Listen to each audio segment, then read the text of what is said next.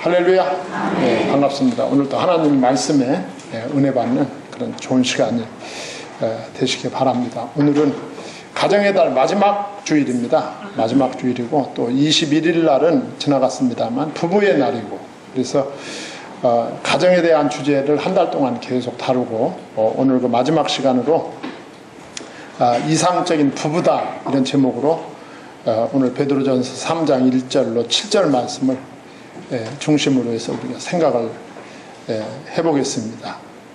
먼저 말씀에 들어가기 전에 제 후배 그 목사 하나가 저한테 카카오톡으로 이 부부라는 시를 보내줬어요. 그래서 이 시를 읽어보니까 너무 공감되는 부분도 많고, 그래서 저 혼자 보는 것보다 우리 성도님들하고 함께 나누는 게 좋겠다 싶어가지고, 제가 배경음악은 없지만 옛날 문학의 밤 때처럼 이렇게 시를 한 편을 낭독하고 제가 말씀에 들어가겠습니다. 이 시를 읽는 동안에 눈물이 나면 울어도 상관없습니다. 부모입니다. 최석우 님이 쓴 시입니다. 세상에 이혼을 생각해보지 않은 부부가 어디 있으랴. 하루라도 보지 않으면 못 살 것 같던 날들을 흘러가고, 고민하던 사랑의 고백과 열정 모두 식어가고, 일상의 반복되는 습관에 의해 사랑을 말하면서 근사해 보이는 다른 부부들 보면서 때로는 후회하고, 때로는 옛사랑을 생각하면서 관습에 충실한 여자가 현모양처고 돈 많이 벌어오는 남자가 능력 있는 남자라고 누가 정해놓았는지, 서로 그 틀에 맞춰지지 않는 상대방을 못마땅해 하고 그런 자신을 괴로워하면서, 그러나 다른 사람을 사랑하려면 처음부터 다시 시작하기 귀찮고 번거롭고, 어느새 마음도 몸도 늙어 생각처럼 간단하지 않아 헤어지자 작정하고 아이들에게 누구하고 살 거냐고 물어보면 10번 모두 엄마 아빠랑 같이 살겠다는 아이들 때문에 눈물 짓고, 비싼 옷 입고 주렁주렁 보석 달고 나타나는 친구, 비싼 차와 풍광 좋은 별장 같고 명함 내미는 친구, 까마득한 날 흘러가도 융자 받은 돈 갚기 바빠 내 집 마련 멀 것 같고, 한숨 푹푹 쉬며 애고 내 팔자야 노래를 불러도 열감기라도 호되게 앓다 보면 빗길에 달려가 약 사오는 사람은 그래도 지겨운 아내, 지겨운 남편인걸. 가난해도 좋으니 저 사람 옆에 살게 해달라고 빌었던 날들이 있었기에, 하루를 살고 헤어져도 저 사람이 배필되게 해달라고 빌었던 날들이 있었기에, 시든 꽃 한 송이 굳은 케이크 한 조각에 대한 추억이 있었기에, 첫 아이 낳던 날 함께 흘리던 눈물이 있었기에, 부모상 같이 치르고 무덤 속에서도 같이 눕자고 말하던 날들이 있었기에, 헤어짐을 꿈꾸지 않아도 결국 죽음에 의해 헤어질 수밖에 없는 날이 있을 것이기에, 어느 햇살 좋은 날 드문드문 돋기 시작한 하얀 머리카락을 바라보다 다가가 살며시 말하고 싶을 것 같아. 그래도 나밖에 없느라고, 그래도 너밖에 없느라고. 여기가 끝입니다. 제가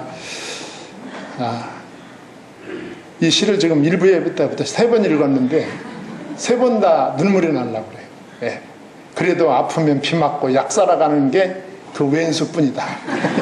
이 부분에서 아주 마음이 이렇게 울컥해지고, 여러분,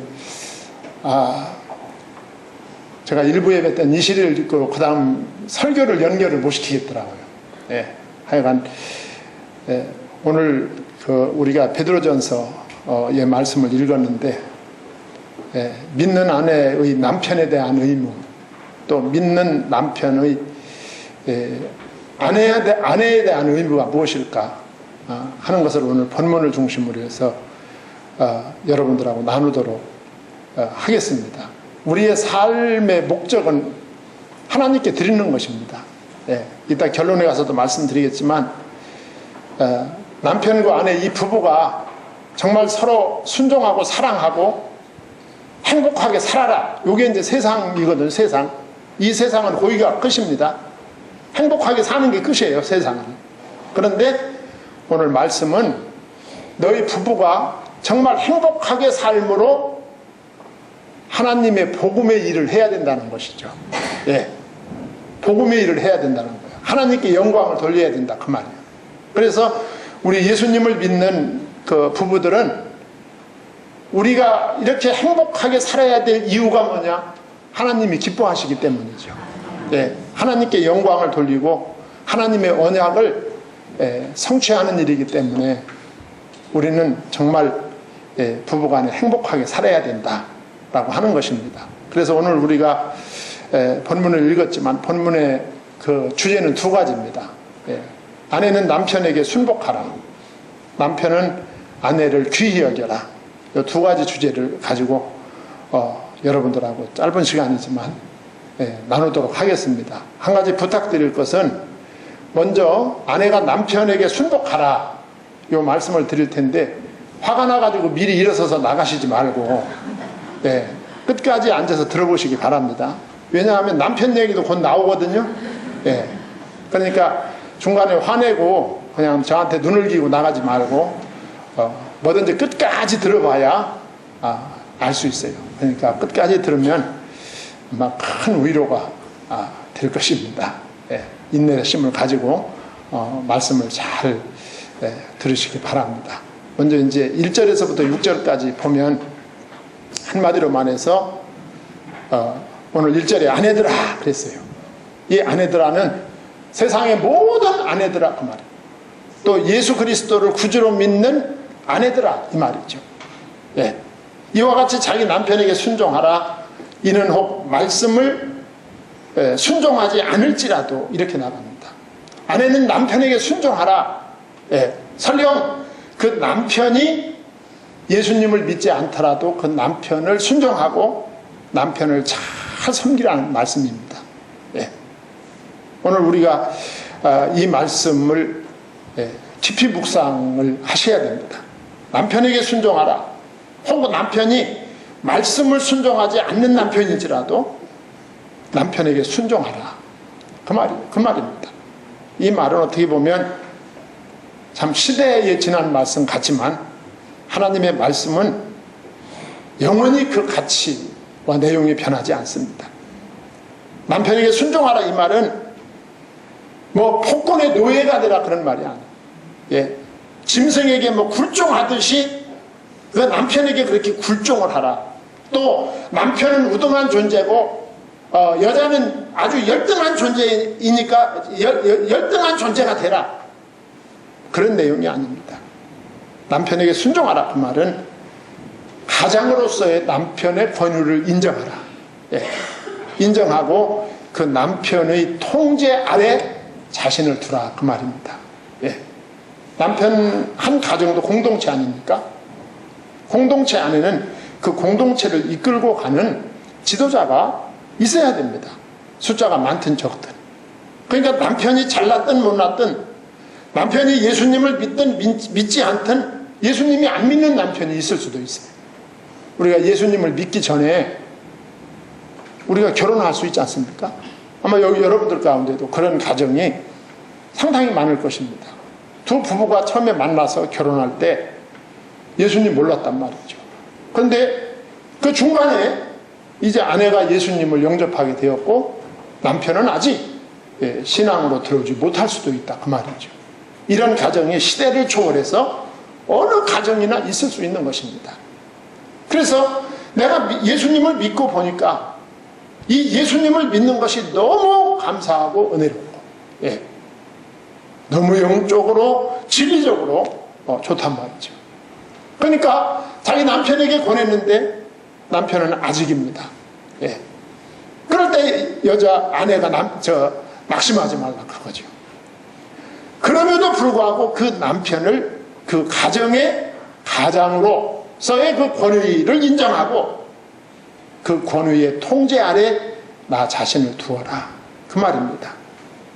이렇게 남편을 자기 가정의 지도자로 인정하고 그리고 가정의 질서 또 가정사의 협력 그리고 동반 관계를 유지하라. 그런 말씀이 되는 것입니다. 그 순종해야 될 이유가 있어요. 순종해야 될 이유는 1절 하반절에 보면 말로 말미암지 않고 그 아내의 행실로 말미암아 구원을 받게 하려 함이니 그랬어요. 사람이 감동을 받는 것은 말로 감동받을 때도 있지만 행동으로 감동받을 때가 참 많아요. 예.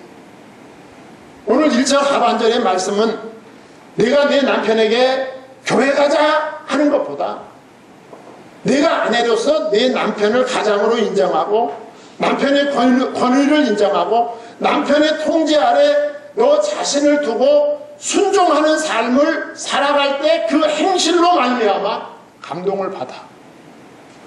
내 남편이 너를 변화시키고 너를 이끄는 주님을 나도 만나고 싶다. 예. 그런 감동을 받아 그도 구원받게 될 기회가 너로 말미암아 주어질 수 있다는 것입니다. 이 청결하고 존경받을 만한 생활을 함으로써 조용하고 온유한 영을 보여줌으로써 남편에게, 믿지 않는 남편에게 전도의 기회를 얻을 수가 있음을 오늘 본문 말씀은 보여주고 있는 것입니다. 그래서 이어지는 말씀이 남편에게 순종한다는 것의 의미가 어떤 것이냐. 2절과 3절에 보면, 먼저 2절 상반절에 보면 너희의 두려워하며 청결한 행실을 범이라, 이런 표현을 쓰고 있어요. 너희의 두려워하며 그랬어요.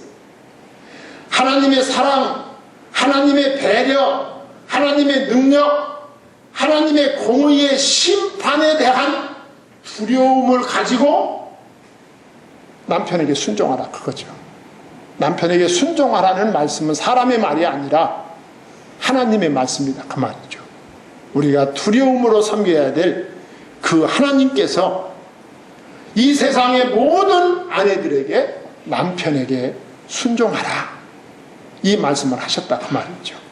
그러니까 남편에게 순종하는 것이 결국은 하나님에 대한 경외심이고 하나님에 대한 두려움이 되는 것이다. 하나님을 믿음으로 남편에게 순종하라, 그 말입니다. 그러면서 이어지는 말씀이 2절 하반절에 보면 너희의 두려워하며 정결한 행실을 범이라 그랬어요. 이 정결한 행실은 뭘 가리키느냐 하면 한 남편만을 위해서 자신을 깨끗하게 간직하는 것입니다. 남편 외에는 남편 모르는 다른 남자친구가 있으면 안 된다는 것이죠. 예. 오늘날에는 가끔 뉴스에 나오는데 보면 자기 남편 말고 자기 아내 말고 무슨 멘토가 있다고 그러더라고요. 예. 그러면 안 된다는 거죠. 예. 그건 정결한 아내의 자세가 아니다. 예. 이따 남편에 가서도 나옵니다만 그건 정결한 자세가 아닙니다. 남편 말고 다른 친구가 있어서는 안 된다. 그러면서 이제 재밌는 내용이 3절에 보면 옷에 대해서 말씀을 하고 있어요. 다른 사람을 그 3절에 가보면 다른 사람의 관심을 끌기 위해서 옷을 유난스럽게 입고 다니지 말아라. 예. 너희 단장은 머리를 꾸미고 금을 차고 아름다운 옷을 입는 외모로 하지 말고 그랬어요. 제가 이 말씀을 여러분하고 나누기가 편한 것이 우리 교회에 나오시는 분들은 요란하게 하고 나오는 분들이 별로 없어요. 그것도 참 감사한 일이더라고 보니까. 예. 그런 분이 몇 분 계시면 제가 오늘 이런 설교하기가 굉장히 어려웠을 텐데, 예. 너희 단장은 머리를 꾸미고 금을 차고 아름다운 옷을 입는 외모로 하지 말고, 이 말은 교회 나올 때 머리도 빗지 말고 새집 짓고 나와라, 그 말 아니에요. 예. 그 말 아니에요. 그런 말 아니에요. 그리스도인 여성은 옷을 입는 것도 조심스럽게 선택하고 검소하게 옷을 입어야 된다, 그 말이죠. 예. 그 왜 그렇게 입어야 되느냐? 믿음의 여인들은 옷마무새 하나도 사람을 유혹하기 위해서 옷 입는 것이 아니다 그 말이죠. 이 그리스도인의 외모는 사람을 돕는 일을 하게 되는 것이죠. 무슨 일을 하든지 사람을 돕는 일, 이웃을 섬기는 일, 내 주변 사람들이 예수님을 향하도록 하는 일을 우리가 해야 된다 그 말이죠. 우리의 생활이나 우리의 행동이나 우리의 외모 하나를 통해서도 사람들의 시선이 나에게 집중되지 않고 나를 통하여 예수님에게, 하나님에게 집중되도록 만드는 사람들이 바로 예수님을 믿는 사람들, 예수님을 믿는 여인들이다 그 말이죠. 예. 그러면서 이어지는 말씀이 이렇게 외모를 단장하지 말고 내적인 단장을 해라 그래서 4절에서부터 6절까지 보면, 자 4절에 보시면 오직 마음에 숨은 사람을 온유하고 안정한 심령에 썩지 아니할 것으로 하라. 이는 하나님 앞에 값진 것이니라 그랬어요. 외모를 단장하는 일에 신경 쓰지 말고 내면을 단장하는 일에 신경을 써라 그 말이죠. 오직 마음에 숨은 사람을, 그랬어요. 마음에 숨은 사람이 누굽니까? 나의 내면의 사람을 말하는 거죠. 내적으로 단장하라 그 말이에요. 오늘날은 참 너무 안타깝게도 외모지상주의 시대를 우리가 살고 있어요. 예. 외모에 대해서 얼마나 신경 쓰는지 몰라요. 저는 그 놀라운 것이, 나는 성형수술을 하는 분들이 참 대단한 분들이라고 생각해요. 막 여기를 이렇게 열고 뼈를 톱으로 잘라낼 정도. 대단하지 않습니까? 예. 옛날에 우리 옛말에 막 너무너무 노력을 많이 하고 고생을 많이 하는 것더라 뭐를 깎는? 뼈를 깎는다고 했어요. 예. 그런데 그 뼈를 깎는다는 말은 그게 은유적인 표현이지 실제로 뼈 깎는다는 말은 아닙니다. 예. 옛말에. 그런데 지금은 그 외모가 이쁘게 보이기 위해서 막 뼈를 깎는 게 아니라 잘라냅니다. 이런 시대를 우리가 살고 있어요. 예. 외모지상주의. 그런데 그 외모라는 것이 금방 지나갑니다. 유행은 곧 지나가 버리고 좀 먹고 달아 없어집니다. 유행은 그런 것이죠. 그게 옷이 됐든 자동차가 됐든 집이 됐든 우리의 몸이 됐든 이건 전부 한때 있다가 없어지는 낡아지는 것들입니다. 낡아지고 썩어지고 흘러가는 것들이다 그 말이죠. 하나님은 이런 것에 대해서 창념하지 말라는 것이죠. 예. 이 세상 것은 도둑맞고 또 내가 아파 누우면 쓸 수 없고 죽을 때 가져갈 수 없는 찰나적인 것들, 이런 것들에 지나치게 창념하지 말아라. 예. 오직 마음에 숨은 사람을 온유하고 안정한 심령에 썩지 아니할 것으로 하라. 이는 하나님 앞에 값진 것이니라 그랬습니다. 하나님의 말씀으로 내면을 단장하시기 바랍니다. 내가 금년에 성경을 5번밖에 못 읽어서 너무 안타깝다.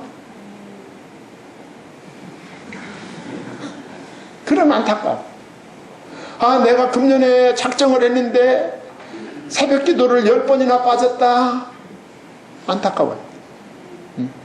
10번이나 빠졌어. 10번이나 나온 게 아니라 10번 빠진 걸 안타깝게 생각해. 기도하지 못한 걸 안타깝게 생각해. 내가 내 남편을 위해서 날마다 나와서 기도해야 되는데 내가 날마다 나와서 기도하지 못하는 나 자신이 너무 안타깝다. 이런 내면적인, 예.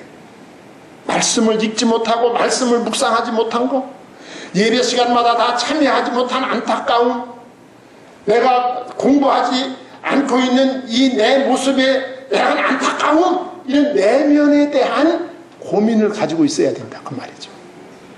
예, 내면에 대해서. 그러면서 예를 들었어요. 5절에 전에 하나님께 소망을 두었던 거룩한 부녀들도 이와 같이 자기 남편에게 순종함으로 자기를 단장하였나니 그랬어요. 예, 성경에 보면 경건한 성경의 여인들이 나옵니다. 예, 그 성경의 여인들은 하나같이 남편에게 순종함으로 자기를 단장했다. 예, 이 말은 뒤집어 말하면 아내가 남편에게 순종하고 남편의 정말 유일무이한 사랑을 받을 때 그것이 아내에게는 최고의 단장품이다 그 말이죠. 남편의 사랑받는 것만큼 더 중요하고 더 값진 단장품은 존재하지 않는 거죠. 예. 성경의 여인들이 그랬다. 브리스길라와 아굴라 부부도 그랬고, 예. 오늘 본문 6절에 보면 아브라함의 아내 사라의 예를 들고 있어요. 사라가 아브라함을 주라칭하여 순종한 것 같이 너희는 선을 행하고 아무 두려운 일에도 놀라지 아니하면 그의 딸이 된 것입니다 그랬어요. 사라는 아브라함의 아내였죠. 예. 아내였는데 사라는 자기 남편을 주라칭했어요. 자기 남편을 자기 남편이 바로 나의 주인이다. 예. 아까 위에서 말씀드린 대로 자기 남편의 가장의 권한을 100% 인정하고 그 남편에게 순종을 했어요. 흉년이 들어서 애굽으로 내려가는 도중에 그랄 지방에 이르렀을 때 그랄 왕에게 뭐라고 했습니까? 아비멜렉에게.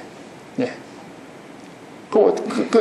불려갈 때 자기 아내에게 뭐라고 했느냐면 너하고 나하고 관계가 온유의 관계라고 하자. 예. 온유의 관계. 내가 너무 이쁘기 때문에 너를 뺏어가려고 나를 죽일지도 모른다 그 말이죠. 예. 그러니까 누가 물어보면 나더라 지금은 다 오빠라고 하지만 그때는 아마 그렇게 하지 않았나 봐. 예. 그때는 네가 나를 오빠라고 해라 그랬어요. 실제로 그랬어요. 그래가지고 큰 위기에 처했지만 하나님이 개입하심으로 살게 됐죠. 예. 하나님이 개입함으로 살게 됐어요. 그 사라가 그럴 수 있었던 것은 하나님의 언약에 대한 고백적인 삶을 살았다는 뜻이다. 내 남편은 보통 남편이 아니다. 내 남편은 하나님의 언약을 가진 남편이다. 하나님께서 내 남편에게 가나안 땅으로 부르셨다. 내가 내 남편에게 너로 말미암아 큰 민족을 이루어 주시겠다고 부르셨다. 네. 너로 말미암아 천하 만민이 구원받게 될 씨를 보내주겠다고 하나님이 언약하신 언약의 남편이 바로 내 남편이다. 사라는 자기 남편에 대해서 정확하게 알고 있었고 그 남편이 어떤 사람인지를 알았던 것으로 보입니다. 그 남편에게 100% 순종하죠. 예. 하나님의 언약을 진정으로 신뢰하고 예. 행실을 잘하는 여성은 오늘 말씀이 사라와 같은 딸들이다 그 말이죠. 예. 사라는 위대한 신앙의 여인입니다. 여인이죠. 모든 믿음의 여인들의 영적 어머니로서 지금도 서 있는 것을 볼 수가 있었어요. 예. 예수 그리스도에 대한 구원의 언약을 확실하게 알고 있었고 믿고 있었다. 사라의 예를 들면서 본받을 것을 말씀합니다. 우리 여성도님들 남편에게 순종하고 남편을 존중히 여기시기를 바랍니다. 그 다음에 두 번째로는 남편에게 주시는 말씀입니다. 목사님 남편에게 주시는 말씀은 한 절밖에 안 되니까 빨리 끝내시죠. 그러고 싶겠지만 그렇지 않아요. 남편의 역할이 적기 때문에 여기 한 절로 된 거 아니에요. 7절 상반절에 보면 남편들아 이와 같이 그래요. 이와 같이가 뭡니까? 1절을 해서 6절과 같이 아내가 남편에게 하듯이 남편들도 아내에게 그렇게 해야 된다 그 말이죠. 예. 이와 같이 지식을 따라 너의 아내와 동거하고 그랬어요. 예. 아내와 동거하고 그랬어요. 남편은 아내와 함께 머무르고 아내와 함께 살라는 뜻입니다. 할렐루야. 예. 남자들은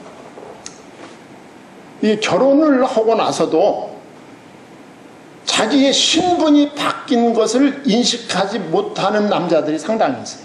예. 일단 결혼하면 자기의 신분이 완전히 바뀌어버리거든요. 예. 결혼하기 전에는 그냥 부모님의 아들일 뿐이었어요. 예. 결혼을 해서 아내가 생기고 결혼을 해서 자식이 생기면 나의 신분은 완전히 달라집니다. 우선 한 가정의 가장이 됩니다. 예. 한 여자의 남편이 됩니다. 예. 아이들의 아버지가 됩니다. 아주 막중한 책임이 주어지는 거죠. 함부로 생각하고 함부로 행동할 수 없는 그런 신분을 갖게 됩니다. 그런데 결혼을 하고 나서도 결혼하기 이전과 똑같은 생각과 똑같은 행동을 하는 이런 남자들이 있단 말이죠. 예. 이건 가족들에게 큰 아픔입니다. 예. 이건 큰 아픔이에요. 예. 결혼하기 전에 자기 혼자 제멋대로 살던 그 방식을 한 가정이 되고 가장이 되고 남편이 되고 자식들의 아버지가 되어서도 똑같이 행동을 하게 되면 가족들은 기다려야 되는 거예요. 기다려요. 이건 말할 수 없는 고통이고 가정을 지옥으로 끌고 가는 것입니다. 오늘 너희 아내와 동거하고 이 말씀의 의미가 얼마나 중차대한지 모릅니다. 아내와 함께 머무르고 아내와 함께 살라는 것이죠. 예. 그리고 친밀하고 의지가 있는 동반자가 되라는 말입니다. 그리고 아내와 동거하라 이 말은 아까 위에서 아내에게 말씀드렸듯이 남편은 다른 여자를 알아서도 안 되고 예. 다른 여자를 만나서도 안 된다는 것입니다. 예. 그리고는 7절 상반절에 보시면은 지식을 따라 동거하라 그랬어요. 지식이 뭡니까? 아는 거죠. 예. 한 가정의 가장이 되었으면 공부를 하라 그 말이에요. 무엇에 대해서 공부하느냐? 먼저 결혼 관계에 대해서 공부를 해야 된다. 결혼이 무엇이며 그 결혼 관계, 부부 관계가 어떤 것이어야 하는지를 알아야 된다 그 말이죠. 오늘날 많은 남자들이 이 부분에 대해서 공부하지 않습니다. 지식이 없어요. 그러니까 가정생활이 어려운 것입니다. 모르니까. 예. 자기 아내가 어떤 여자인지 지식을 가져야 돼요. 거기에 대해서. 아내의 성품과 특징은 무엇인지, 내 아내는 감정적으로, 내 아내가 감정적으로, 영적으로 필요로 하는 것이 무엇인지, 내 아내가 정말 나에게 원하는 것이 무엇인지, 내 아내의 장점과 약점은 무엇인지 공부를 해서 거기에 대한 지식을 가져야 된다 그 말이죠. 지식이 있을 때 지식을 따라서 행동할 수 있다. 예. 그러면서 7절 하반절에 보면 그를 더 연약한 그릇이요 그랬어요. 여자는 연약한 그릇입니다. 예. 깨지기가 쉬워요. 예. 연약한 그릇이에요. 여자는 아주 연약한 그릇입니다. 남자들이 이걸 알아야 돼요. 예. 그래서 이 여자는 항상 남편이 보호해줘야 됩니다. 보호해주고 주 공급자가 되어주고 남자가 주도적이 돼야 되고 그리고 그 아내의 행복을 남자가 책임져야 되고 무슨 일이든지 남자가 먼저 그 일을 시작해야 된다. 왜? 여자는 깨어지기 쉬운 그릇이다 그 말이죠. 연약한 그릇입니다. 깨어지면 큰일입니다. 예. 깨어지면 큰일이야. 우리가 그렇기 때문에 잘 보호하고 공급하고 그리고 주도적으로 이끌어야 되고 그리고 행복을 책임져 줘야 된다. 깨지기 쉬우니까. 깨지면 큰일 나거든. 예. 깨지기 쉬워요. 깨지면은 큰일 나는 것입니다. 아내가 깨어지면 그 가정이 깨어지는 거예요. 큰일 나요. 자, 그러면서 뭐라고 말합니까?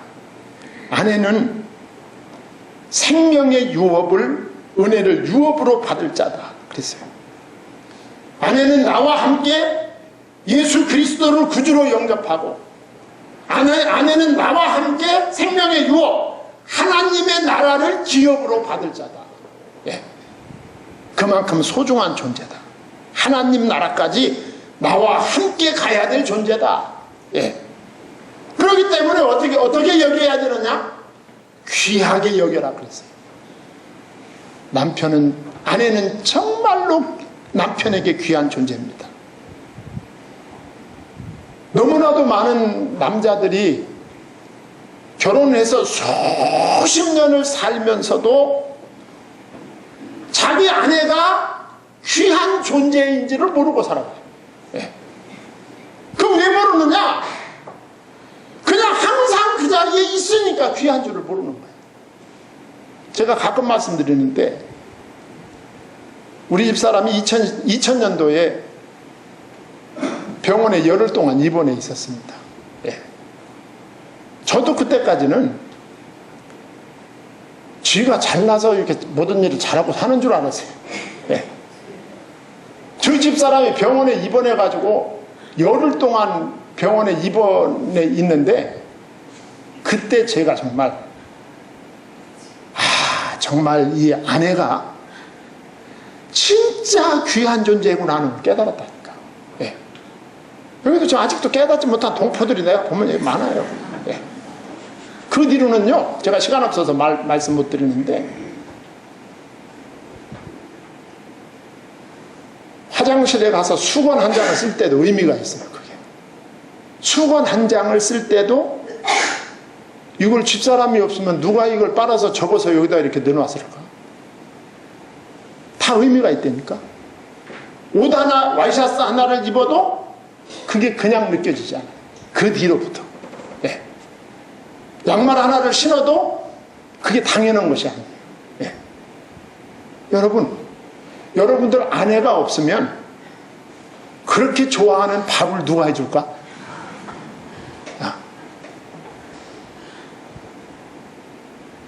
남자는 40대가 되면 집밥이 좋다고 집으로 기어들어온다는. 그런데 여자는 40대가 되면 밥 오기 싫어서 밖으로 나간대. 정말 소중히 여기시네. 예. 아내가 약한 연약한 그릇이라고 했어요. 연약하다는 것은 깨질 수도 있고 병들 수도 있고 연약하기 때문에 감당 못하면 뛰쳐나갈 수도 있어요. 그러면 어떡할래요? 아내를 사랑하시기 바랍니다. 아내를 사랑하시고, 예. 이 아내가 남편으로 인하여 기쁘고 감사하고 행복할 때 하나님이 그의 기도를 들으신다고 하셨어요. 예. 하나님은 아내의 한숨을 들으시지 폭군 같은 남편의 기도를 듣지 않는다는 뜻입니다.